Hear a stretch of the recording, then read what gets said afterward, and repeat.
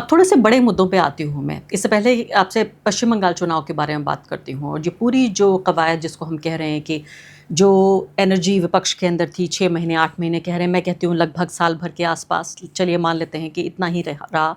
उस दौरान ये तमाम जो डेमोक्रेटिक इंस्टीट्यूशन को इस्तेमाल करके और ख़ासकर अब ये जो कहा जा रहा है कि पूरे तरीके से मैं चुनूंगा कि किसको वोट करने की इजाज़त होगी योगेन जी, तो ये पूरा एसआईआर का जो मुद्दा है, इससे आप पश्चिम बंगाल चुनाव पर कितना असर देखते हैं? मैं असम पे भी आऊँगी, लेकिन बात कर लेने दीजिए पश्चिम बंगाल की, क्योंकि आपने कहा यही एक अकेला नया स्टेट हो सकता है जो बीजेपी पूरी तरीके से पाने के लिए एकदम उतावली है।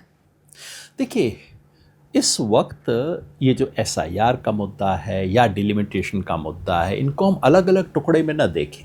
अच्छा। कुल मिलाकर इस देश के एक डेमोक्रेटिक जो स्ट्रक्चर है, लोकतांत्रिक एक चुनावी लोकतंत्र का जो ढांचा है, उसका देश काल और पात्र तीनों बदलने की कोशिश हो रही है। सन 24 के चुनाव के बाद बीजेपी के ऑफिस में बैठ के किसी ने सोचा होगा कि यार सब कुछ कर लिया हमने, सब मैनेज कर लिया, प्रेस भी जेब में थी, इलेक्शन कमीशन हमारी जेब में था, सब कुछ कर लिया है, 400 से 240 पे कैसे आ गए? तो उसके मन में 3 निष्कर्ष आए होंगे कि एक प्रॉब्लम तो ये है कि इस देश के कुछ इलाके हैं जो हमारे लिए मुफीद नहीं है, दूसरा कुछ लोग हैं जो हमें वोट नहीं देते हैं, तीसरा ये हर 6-8 महीने में चुनाव हो जाता है। तो उसने बैठ के 3 प्रॉब्लम का 3 सॉल्यूशन निकाला। ये जो हर बार चुनाव हो जाता है, 5 साल में एक बार टंटा हो ताकि 3 महीने में निपट लेंगे, कोई बालाकोट हो जाएगा, कुछ हो जाएगा, एक बार में निपट लेंगे, उसका सॉल्यूशन है 1 नेशन 1 इलेक्शन। ये जो कुछ इलाके हैं जहां हमें वोट नहीं मिलता, उन इलाकों को तो काट नहीं सकते, उनका वजन कम नहीं कर सकते, उसका सॉल्यूशन है डिलिमिटेशन। और ये जो कुछ लोग वोट नहीं देते, उनको हिंदुस्तान से बाहर निकाल नहीं सकते, क्या उनका वोट नहीं काटा जा सकता? उसका सॉल्यूशन है एसआईआर। तो काल, देश और पात्र तीनों का सॉल्यूशन इस वक्त देश में चलाया जा रहा है ताकि बीजेपी को एक परमानेंट मेजॉरिटी आ सके। क्योंकि 21वीं सदी के डिक्टेटर को चुनाव करवाने पड़ते हैं, चुनाव भी हों लेकिन उसका परिणाम मेरे मन माफिक रहे, इसका इंतज़ाम चल रहा है। पश्चिम बंगाल में यही खेल है, बिल्कुल खुल के। और दुर्भाग्य की बात है कि इलेक्शन कमीशन बिल्कुल इस खेल का हिस्सा बन गया है। और कुल मिला के खेल ये था कि देखिए, इस देश में अश्वमेध यज्ञ चल रहा है। बीजेपी को चक्रवर्ती बनना है। अब बेचारे दुनिया में तो नहीं बन पाए, कोशिश की, लेकिन ट्रंप ने थोड़ा हवा निकाल दी, तो अब उन्हें देश में तो चक्रवर्ती बनना है। चक्रवर्ती बनने के लिए आपको अश्वमेध यज्ञ करना होता है, उसके लिए आपको घोड़े छोड़ने पड़ते हैं, और घोड़ों को पकड़ लिया बंगाल में। अब घोड़ा बंगाल से आगे जा नहीं पा रहा है, तो फिर इसका विघ्न निवारण, मतलब आप भाषा समझा कि माइथोलॉजी का भी अच्छी जानकारी है आपको। विघ्न निवारण का एक यज्ञ चल रहा है। विघ्न निवारण क्या, विघ्न आ गया है कि बंगाल में 30% ऐसे लोग हैं जो ले दे के बीजेपी को वोट नहीं देते, रुकावट डाल रहे हैं। इस 30 को अगर 25 कर दिया जाए तो बात नहीं बन जाएगी। ये एसआईआर में जो कुछ हुआ है, यही खेल हुआ है। चुनाव आयोग ने अपनी तरफ से जो कर सकते थे, ज्ञानेश कुमार जी, मोदी जी की जितनी मदद कर सकते थे, बेचारों ने कर दी है। कितनी कर पाए तो नहीं, कितनी कर पाए हैं? मेरे ख्याल में 1.5-2% वोट कटा है। और इसके कितने क्या मायने हैं 1.5-2% वोट कटने के? अगर चुनाव बहुत नज़दीक हो तो 1.5-2% से बिल्कुल पलट सकता है चुनाव। लेकिन सवाल ये है कि क्या बंगाल का चुनाव इतना नज़दीकी का है? यही सवाल है। क्योंकि आमतौर पे जो लोगों ने कहा वो यही कि बंगाल में पिछले लोकसभा चुनाव के बाद से बीजेपी, पिछले विधानसभा चुनाव के बाद से बीजेपी थोड़ा गिरी है, विधानसभा से लोकसभा में गिरी, और लोकसभा के बाद से बीजेपी कमज़ोर हुई है, मजबूत होने की कोई खबर नहीं। यानी 77 सीटों से ज़्यादा नहीं आएंगी, बल्कि कम आएंगी। आएगी नहीं, मैं तो ये सब हैं, जैसे आप जानती हैं, भविष्यवाणी वगैरह से मैं एकदम मुक्त हो गया हूँ। पता नहीं कौन लोग भविष्यवाणी करते थे, पता नहीं क्यों किया करते थे, मुझे तो समझ ही नहीं आता। लेकिन इतना ज़रूर कहता हूँ कि अगर बंगाल का चुनाव 1-1.5% के नज़दीक वाला है, तब ज्ञानेश जी की मदद से बीजेपी की नैया पार हो सकती है। लेकिन ज़्यादातर लोग जो बंगाल में रहते हैं, बंगाल को देखते हैं, वो कह रहे हैं कि 1.5-2 नहीं, ममता बनर्जी 6-8% से आगे है। अगर वैसा है तो 1.5% की मार सह लेंगी, उससे आगे चलेंगे। देखिए, ममता ने एक और काम किया है। ठीक है, आपने 1.5% वोट काट लिए मेरी, 1.5 मैं इसलिए कह रहा हूँ कि 27 लाख वोट जो अंत में कटे, उसमें से 2/3 मुस्लिम वोट कटे। 2/3 कट गए। बिल्कुल। उसमें 27 लाख यानी में से 1/3 आबादी है और 2/3 वोट जी, कटा है। 1/3 से भी कम है, कम है। 26-27% के 27%, करीब है। जी जी जी। और उसमें से 2/3 मुस्लिम वोट काटती हैं, तो मतलब जो एडिशनल 8-9 लाख काटे हैं, ये बिल्कुल प्योरली टारगेटेड टीएमसी के वोट काटे हैं। इसका एक और काट जो मुझे आर्ग्यूमेंट सुनने को मिला और जवाब मुझे नहीं मिला, वो ये था कि वेस्ट बंगाल में जो मुस्लिम पॉपुलेशन है वो कॉन्सेंट्रेटेड है।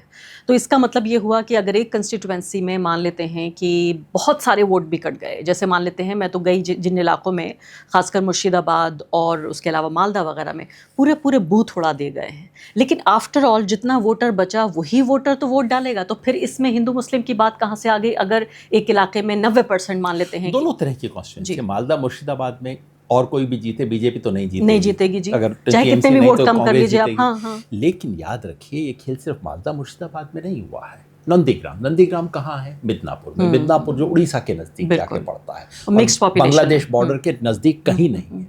नंदीग्राम क्योंकि फेमस कॉन्स्टिट्यूएंसी है। मुस्लिम आबादी 25%, और जो लोग कटे हैं उसमें कितने मुसलमान हैं? 95%। कलकत्ता की कॉन्स्टिट्यूएंसी है भवानीपुर, ममता बनर्जी की अपनी, मैं दो बिल्कुल वीआईपी कॉन्स्टिट्यूएंसी ले रहा हूँ, जहाँ मुसलमान आबादी है कोई 40% से थोड़ा सा कम, और कटने वालों में कोई 60% मुसलमान है। तो हर तरफ असर, देखिए बहुत, ये मुस्लिम आबादी जहाँ 80% से ज़्यादा है वो बहुत थोड़े इलाके हैं, कंसंट्रेटेड है, लेकिन पूरे बंगाल में मुस्लिम आबादी फैली हुई है, और अगर चुन चुन के टारगेट करके हटाया गया है तो नुकसान होगा, इसमें कोई संदेह नहीं। तो हमारे दर्शकों को आप क्या बता रहे हैं कि एसआईआर का असर आप इस चुनाव में होते हुए देख रहे हैं या नहीं, कम होते हुए देख रहे हैं? ममता बनर्जी का मार्जिन ज़्यादा है और इस सब के बावजूद भी वो जीत सकती हैं? अगर ममता बनर्जी उतनी आगे हैं जितना आमतौर पे लोगों का, जर्नलिस्ट सब लोगों का इम्प्रेशन है कि नहीं काफ़ी मार्जिन से आगे थी, तो 1-1.5% उतना नहीं है जिससे ममता को आप हरा सकें। हराने के लिए आपको 5-10% वोट काटना था, और वो अगर काटेंगे तो बवाल मच जाएगा पूरे देश में अगर वैसा करेंगे।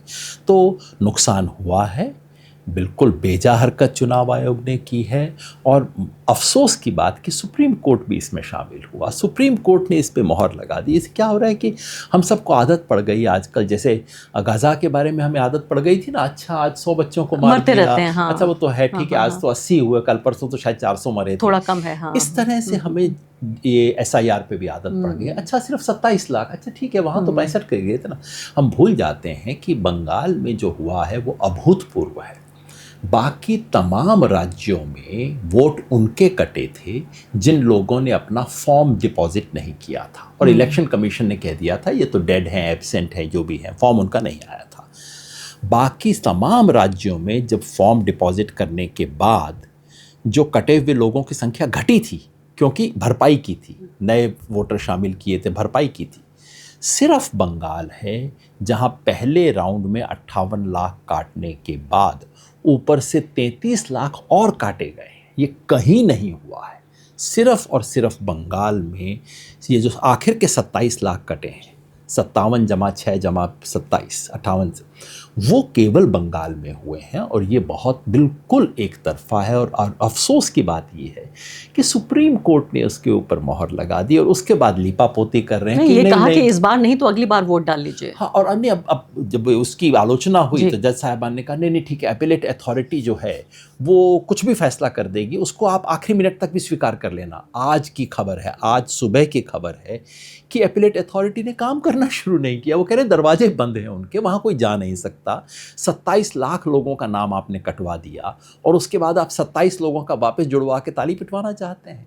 क्या हो रहा है? ये बहुत अफसोस की बात है। लेकिन इस सब के बावजूद मैं कहूँगा, मेरी समझ से अभी भी इसका उतना बड़ा असर नहीं पड़ेगा कि पूरे बंगाल का रिजल्ट ही पलट जाए। जो कुछ भी होगा बेजा होगा, लेकिन शायद इतना बड़ा नहीं हो पा रहा है कि पूरे रिजल्ट को पलट दें। देखिए योगेन जी, ये बहुत बड़ी बात होगी क्योंकि चौथे टर्म के लिए ममता बनर्जी ये इलेक्शन कंटेस्ट कर रही हैं, और हमने पढ़ा है, आप तो खैर उसके मास्टर हैं, कि एंटी इनकम्बेंसी, जो सत्ता विरोधी भावना होती है, लहर तो चलिए ना भी सही, ये तो हर किसी को सहनी पड़ती है, चाहे वो अजय नरेंद्र मोदी ही क्यों ना हो। लेकिन ममता बनर्जी अगर ऐसा कर पाती हैं तो आप उन्हें कौन से नेताओं में शुमार करेंगे भारत के राजनीतिक इतिहास के?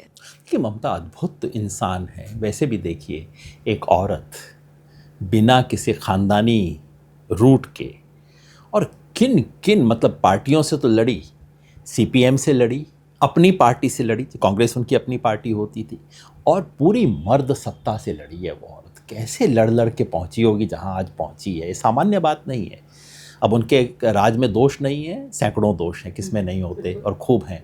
मगर एक चीज़ कहनी पड़ी, दो चीज़ें उनकी मानता हूँ मैं, कायल हूँ। बाकी विरोध की तो कभी आप पूछेंगे मैं 50 बातें गिना दूंगा। एक तो भाई वो औरत जिस तरह से अड़ सकती है और लड़ सकती है, काश सारे विपक्ष के नेता जाके उनसे सीख के आए। मॉडल हर चीज़ पे वो जैसे खड़ी होके लड़ सकती है वो औरत, हर मौके पे, हर मुद्दे पे। बाढ़ है तो अपनी साड़ी को ऊंचा करके वो बाढ़ के अंदर पहुंच जाती हैं, कुछ भी हो, हर जगह पे, हर मौके पे वो खड़ी रहती है। ये होती है राजनीति, 24 घंटा सड़क पे खड़े रह के लड़ना। असम के दूसरा बारे आप में ये देखिए, SIR में ममता बनर्जी ने एक अद्भुत काम किया। ममता बनर्जी ने SIR को अपने पक्ष में कर लिया। चुनाव आयोग वोट काट रहा था, लेकिन ममता बनर्जी ने सिर्फ और सिर्फ वोट काटने को चुनाव का मुद्दा बना दिया। अब उनके राज के बारे में, एंटी इनकम्बेंसी की जो 50 शिकायतें हो सकती थी, वो मुद्दा नहीं है। केवल वोट काटना एकमात्र मुद्दा है चुनाव का। तो मैं समझता हूँ 1.5 हारेंगी तो 1.5 उधर से जीत भी जाएंगी, बराबर कर दिया है। ये क्षमता ममता बनर्जी पे, और उन्होंने बीजेपी के हिंदूवाद की, ये जो हिंदुओं का बोलबाला और हिंदू कार्ड की काट में बंगाली कार्ड खेला है। बंगाल, उनका नारा क्या है? बंगाल जीतेगा, ममता नहीं जीतेगी, बंगाल जीतेगा। मतलब ये जो बाहरी लोग आके उटपटांग बातें करें या हारेंगे, ये एक राजनीतिक कौशल की तो आपको दाद देनी पड़ेगी।